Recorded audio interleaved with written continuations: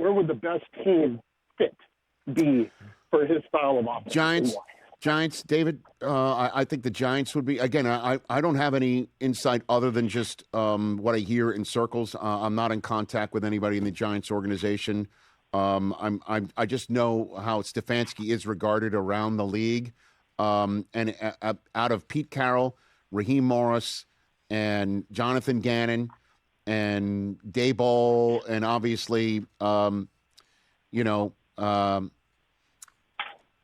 guess, out of everybody that's been fired right now, Brian Callahan, the one that I would think that would have the best chance at a job next year, still being a head coach, would be Kevin Stefanski, a two-time coach of the year for Cleveland, where I think his offensive acumen is valued and his organizational skills are valued. And we will find out. We will see.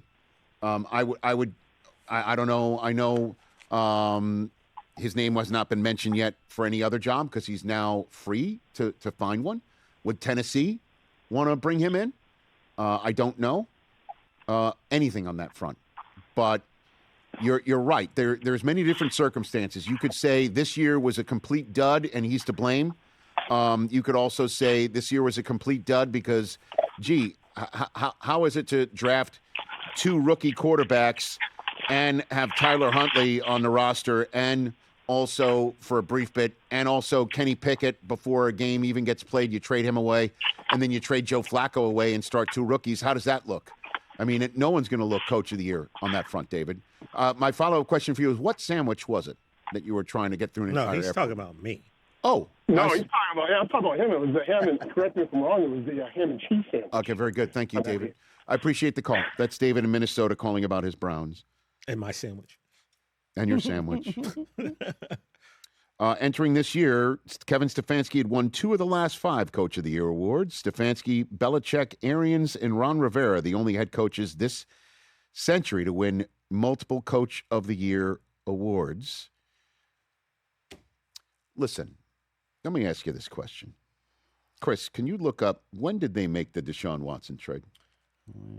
Look that one up for me. Sure. Because I'm sure I know it, but things just blend together so much. It was March of 2022. Isn't that right? Okay. Formally announced on March 20th. Okay. So, giving up 3 first-round picks. From 2020 to 2023, the Cleveland Browns under Kevin Stefanski went 37-30 and made the playoffs twice. Won a playoff game, right? It was the highest winning percent. Well, they won the COVID year, as you know. It was the last year that the Steelers won the division, and they were 12-4, and Stefanski was in his basement with COVID, and they went ahead and won that football game and then went to Arrowhead and gave the Chiefs a nice run for their money with Baker. And it's the highest winning percentage for the Browns over a 4-year span since the 86-89 Browns team. So then Deshaun Watson shows up. And that contract still stands the test of time as one of the worst ever awarded to anyone in the NFL. Now, the results, we're playing it.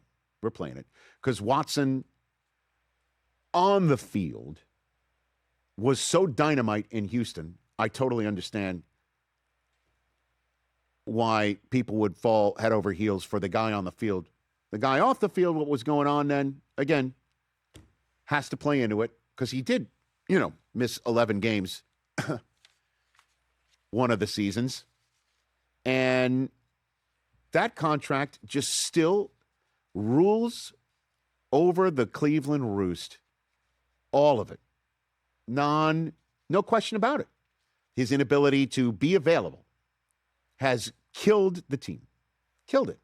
He, when available, played well enough, it seemed. And sure enough, the new head coach coming in may have number 4 as his starting quarterback next year, the final year of his fully guaranteed contract.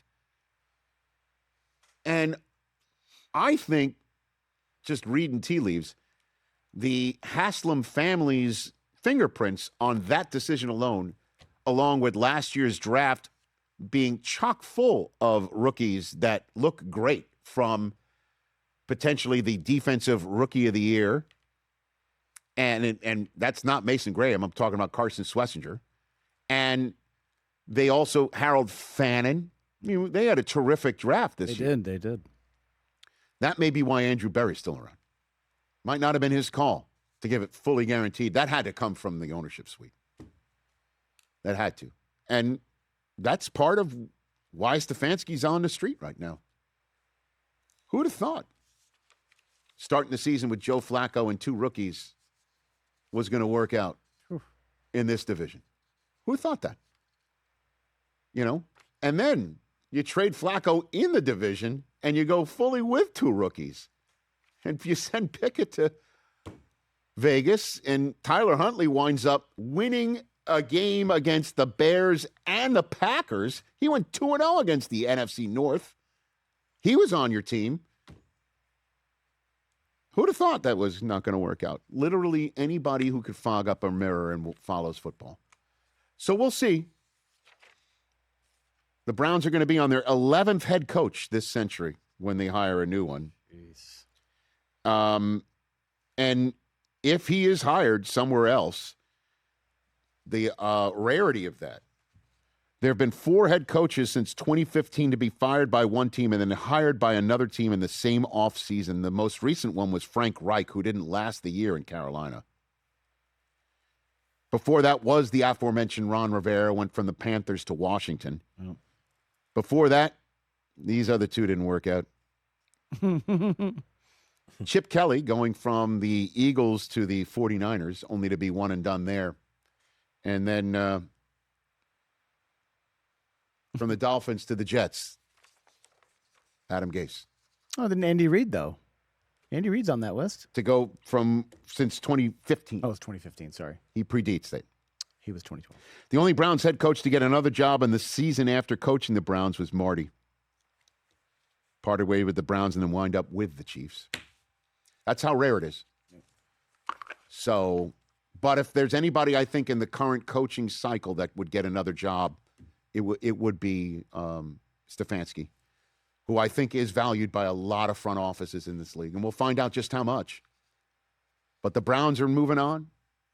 And whoever takes the job, it's like, hey, you got a bunch of fresh rookies who are just balled out, okay? And the 6th overall pick. And also Deshaun Watson. Don't you think he's starting next year? I do. You'd think so, right? Why wouldn't they give it one last run? 50-something million reasons. For all your money that you've put in his pocket. Exactly. And he's ready to play. Let's see what you got. I mean, we've seen Rodgers at age 42, a year removed from an Achilles. And we've seen what Cousins looks like now, a year removed from Achilles, doing what he did in the last 4 games. Deshaun Watson's a spring chicken compared to those guys. Yeah, I mean, best of luck. Remember how good Deshaun Watson was, Brock? Yeah, I do. He was unstoppable. He was unstoppable, dude. But the guy's played in since 2022. He hasn't played over 7 games, like 20 games total. You know, like that's the Browns right now. But they keep the GM, and they're keeping the GM in Arizona, and they fired the lot in, and they're keeping the GM in Vegas, and they fired the lot in Atlanta. House clean. And they fired the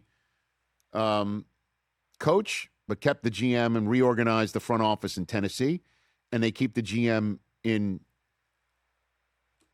East Rutherford for the Giants. And they keep the coach, but not the GM in Miami, presently. Hey, you made it all the way to the end. Thanks for that. Check us out every single day streaming live on Disney Plus and the ESPN app 12 to 3 Eastern.